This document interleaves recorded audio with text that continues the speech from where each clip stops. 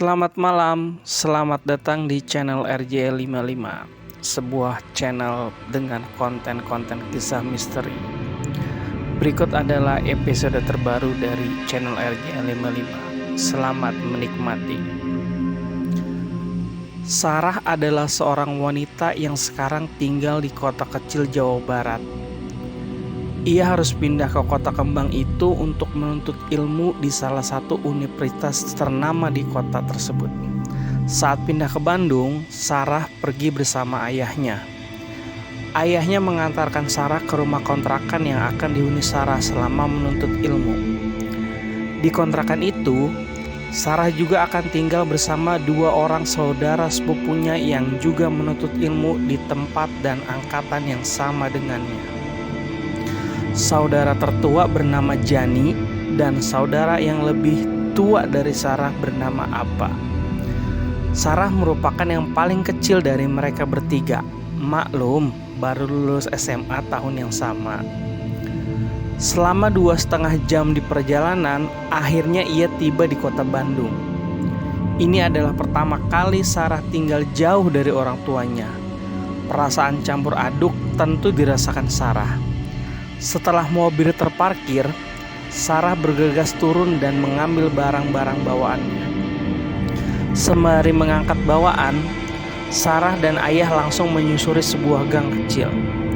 Berjalan sedikit jauh ke dalam dan sampailah mereka di depan kontrakan itu. "Assalamualaikum." Kami mengucap salam sembari memasuki rumah yang pintunya memang terbuka. "Waalaikumsalam, Mang," sahut Ajani dan Teh Apa. Udah sampai, silakan masuk. Begini adanya ya, Sar," ucap Teh Apa kepadaku. Saat itu Sarah tersenyum dan mengangguk dan melihat sekeliling. Rumah tersebut adalah rumah tua dengan 2 lantai dan sedikit tidak terawat. Saat itu Sarah memaklumi hal tersebut, apalagi budget yang ia miliki untuk menyewa rumah kontrakan sangat terbatas. Tangga menuju lantai 2 adalah tangga kayu dengan pegangan kayu. Terlihat asal-asalan dibuatnya. Sarah mendekati tangga dan melihat ke atas. Di ujung tangga tersebut adalah tembok. Sebelah kiri ada pintu kecil menuju keluar ke tempat jemuran dan talang air. Dan di sebelah kanan terdapat ruangan pintu yang hanya bisa dimasuki dengan cara sedikit membungkuk. Ruangan tersebut tepat berada di atas kamar tidur Sarah yang terletak di antara tangga dan kamar Teh Apa. Kamar Teh Apa adalah kamar yang paling dekat dengan pintu utama.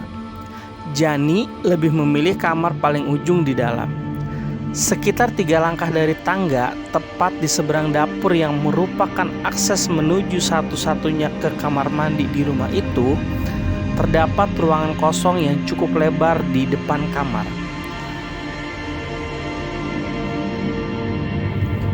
Ruangan ini nantinya akan dijadikan tempat berkumpul dengan alas karpet lusuh.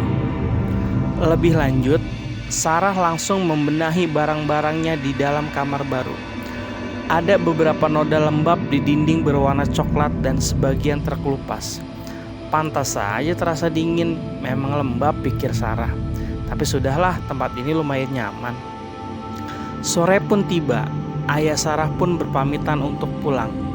Dengan berat, Sarah melepas kepergian ayahnya karena tak membayangkan penghuni rumah hanya tinggal ayah dan mamahnya saja.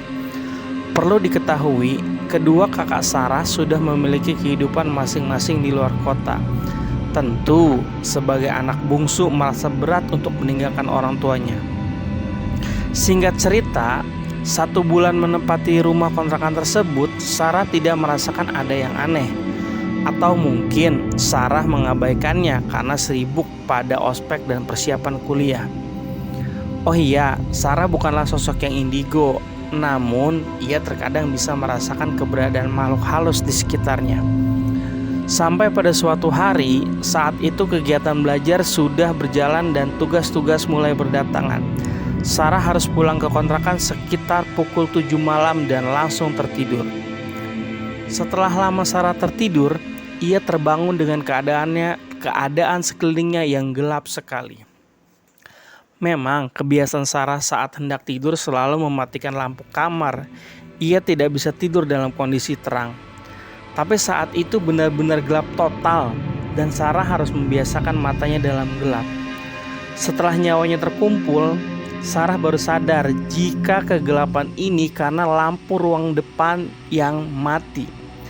Biasanya kalau malam lampu tersebut dinyalakan dan cahayanya masuk lewat jendela di atas pintu kamar dan lewat sela-sela pintu yang rapuh. Saat itu Sarah meraba-raba mencari HP dalam kegelapan. Ternyata ada telepon dan SMS masuk selama ia tidur.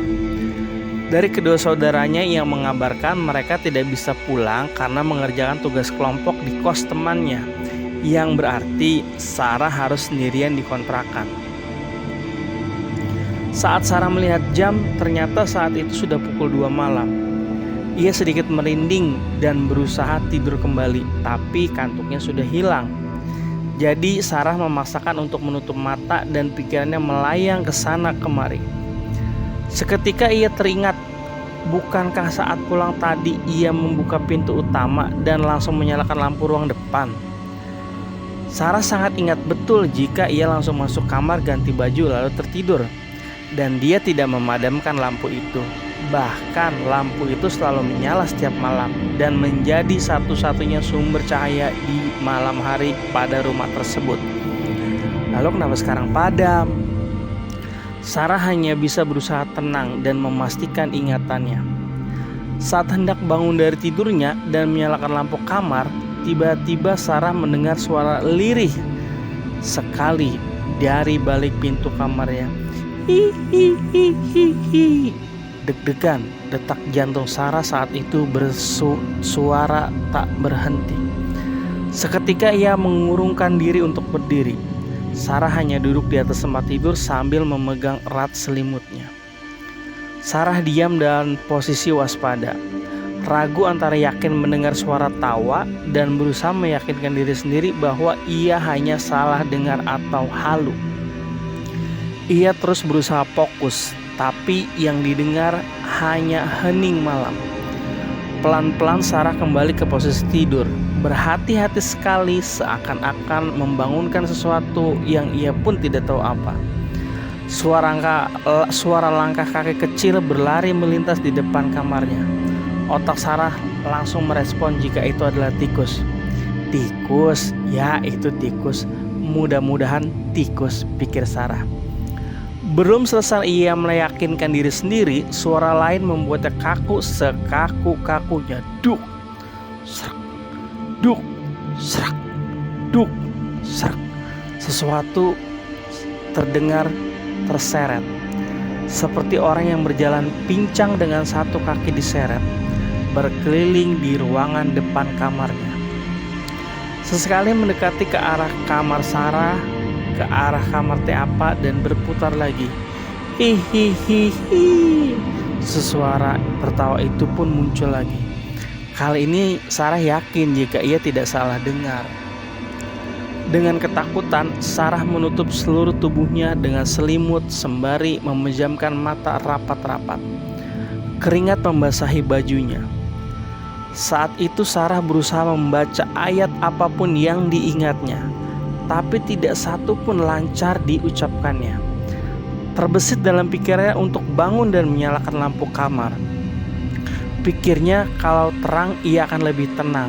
Tapi di sisi lain, Sarah merasa takut jika dengan menyalakan lampu ia malah akan melihat sosok-sosok yang sedang mengganggunya. Entah berapa lama Sarah diam dalam posisi yang sama, tidak bergerak dan bersuara itu tidak kunjung pergi.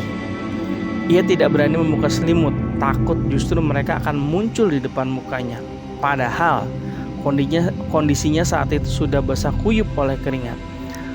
Mungkin karena tubuh Sarah lelah setelah tegang dalam waktu lama, akhirnya ia pun tertidur dengan sendirinya. Sarah terbangun saat azan subuh berkumandang. Suara-suara aneh itu sudah hilang. Meski sedikit lega karena ada suara-suara orang di gang berjalan menuju masjid untuk sholat subuh, tapi rasa takut Sarah masih sangat besar. Iya, itu adalah momen pertama Sarah berkenalan dengan penghuni kontrakan tersebut. Walau tidak bertatap muka langsung, tapi perkenalan itu membekas hingga sekarang. Ia tidak akan menceritakan kejadian tersebut kepada kedua saudaranya. Bukan apa-apa, Sarah sendiri takut menceritakan ulang saat dirinya masih tinggal di rumah itu. Dan mereka mengontrak selama 1 tahun. Artinya, Sarah harus bertahan selama 11 bulan ke depan. Setelah kejadian itu, ia hanya merasakan beberapa gangguan-gangguan kecil menimpa, seperti barang berpindah tempat sendiri, selimut ditarik saat tidur, atau melihat sekelebat bayangan melintas. Singkat cerita, bulan Ramadan telah datang. Gangguan kecil itu mulai berkurang meski tidak 100% hilang. Lebih lanjut, Gerard adalah tetangga Sarah yang bertempat tinggal di ujung gang. Dia adalah anak band yang gaul dan cocok berteman dengan Sarah karena kepribadiannya yang asik. Sejak pertemuan pertama, mereka jadi semakin akrab. Hingga akhirnya pada suatu malam mereka memutuskan untuk sahur bersama dan di salah satu kafe di Lembang. Gerard jemput ya jam 9 Nong, ucap Gerard sebelum menutup telepon. Nong adalah panggilan Sarah dari Gerard. Rencana sahur malam ini hanya akan ada mereka berdua karena teman-teman yang lain tidak bisa ikut. Tak masalah bagi mereka, suasana alam terbuka dan hawa yang dingin adalah favorit mereka. Saat itu, Sarah baru saja selesai meeting dengan anak-anak band. Ia bergabung menjadi salah satu vokalis di grup band tersebut. Hobi Sarah memang bernyanyi dan kebetulan band Sarah dan band Gerard adalah satu base camp. Base camp yang dimaksud adalah rumah di daerah Buah Batu milik Horis, salah satu personil band tersebut. Gerard tidak ikut meeting karena satu hal, sehingga ia memutuskan untuk pulang diantarkan oleh drummernya. Sesamanya di rumah, Sarah segera berbuka dan sholat maghrib. Masih lelah, ia mengunci pintu dan berbaling sambil membaca pesan yang masuk, dan Sarah pun tertidur. Dalam tidurnya, Sarah bermimpi bertemu Gerard. Ayo berangkat, ajak Gerard. Sarah menggeleng enggan pergi. Entah kenapa ia tahu jika sedang bermimpi. Tiba-tiba Gerard berubah menjadi menyeramkan dan berteriak marah. Ayo pergi, teriaknya.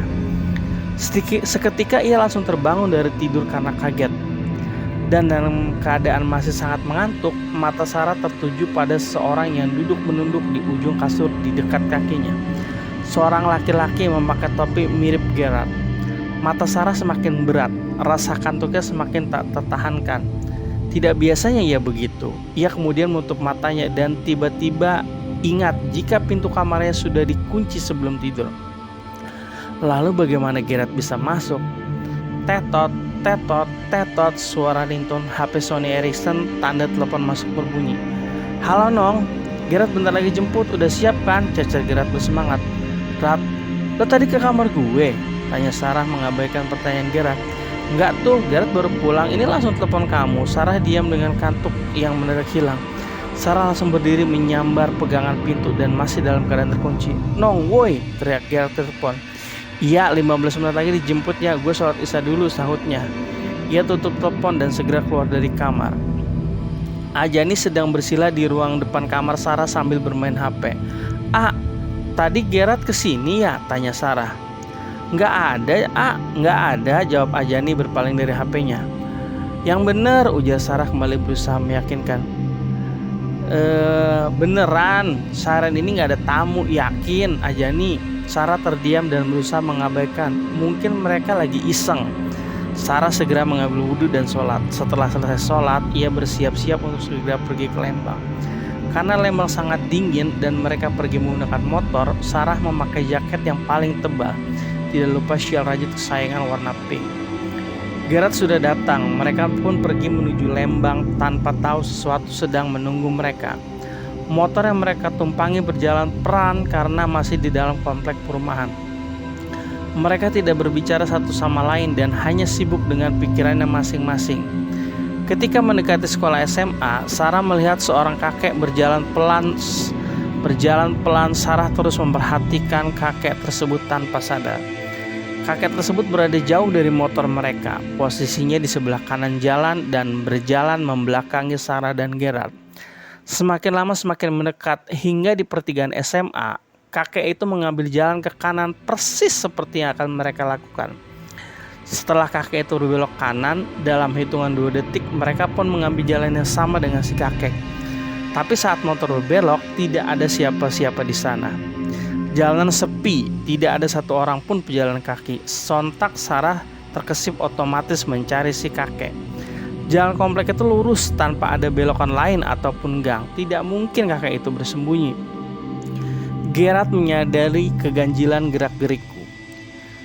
"Kenapa Nong?" tanya Gerard. "Tadi ada laki-laki kakek-kakek berbelok ke kanan, tapi sekarang nggak ada," ucap Sarah. "Jangan ngelamun, gak ada siapa-siapa dari tadi. Gue juga gak lihat siapa-siapa." Karena sudah mengalami kejadian aneh hari ini, Sarah mulai terbiasa. Akhirnya ia mencoba membicarakan banyak hal dengan Gerard untuk menepis rasa takut sepanjang perjalanan. Jalan menuju Lembang saat itu masih banyak berupa pohon-pohon lebat di kanan kiri jalan. Saat itu tepat di tanjakan sebelum kafe yang akan mereka datangi, Sarah melihat seekor kucing hitam melintas di tengah jalan dekat sekali dengan lintasan mereka. Tapi Gerard sama sekali tidak memperlambat kecepatan motor. Refleks Sarah menepuk pundak Gerard sambil teriak, "Rat, Rat, pelan-pelan, ada kucing itu." Tanpa babi-bu, Gerard malah nancap gas membuat Sarah sedikit terjengkang. "Diem kamu Nong, gak ada apa-apa," balas Gerard sewot. Sarah kemudian bengong dan berbalik ke belakang melihat ke arah kucing tersebut duduk dan memang tidak ada apa-apa di sana. Kosong, dan ia pun shock karena jelas-jelas kucing hitam tadi bukan halusinasi. Lanjut, mereka pun akhirnya sampai di kafe. Mereka segera turun dan memilih saung dan kemudian memesan Indomie keju kornet. Sarah memesan teh manis panas, sedangkan Gerard memesan kopi. Sebenarnya saat itu Sarah masih gelisah karena kejadian terakhir, tapi mereka sudah sepakat tak mau membahas dan berusaha mencari topik obrolan lain. Sarah pun lupa karena larut dalam suasana malam yang dingin. Langit cerah berbintang ditemani minuman hangat, rasanya nikmat sekali. Tak terasa waktu imsak datang, tanda mereka harus segera pulang agar bisa menunaikan sholat subuh. Kami meminta bil. Saat waiters datang menyerahkan bil, dia bertanya, "Teh mau pulang sekarang ya?" tanyanya. "Iya," jawab Sarah dan Gerard berbarengan. Yakin?" sahutnya melidik. "Iya, biar keburu sholat subuh," Gerard membalas. "Hati-hati ya di jalan," ujarnya. "Iya, makasih," sahut Sarah. Mereka berjalan menuju kasir dan terjadi lagi percakapan yang serupa. Kasir tersebut meminta Sarah dan Gerard untuk berhati-hati. Tanpa curiga, mereka pun membayar dan pergi ke parkiran. Tukang parkir menghampiri mereka dan tebak, percakapan yang sama terulang lagi.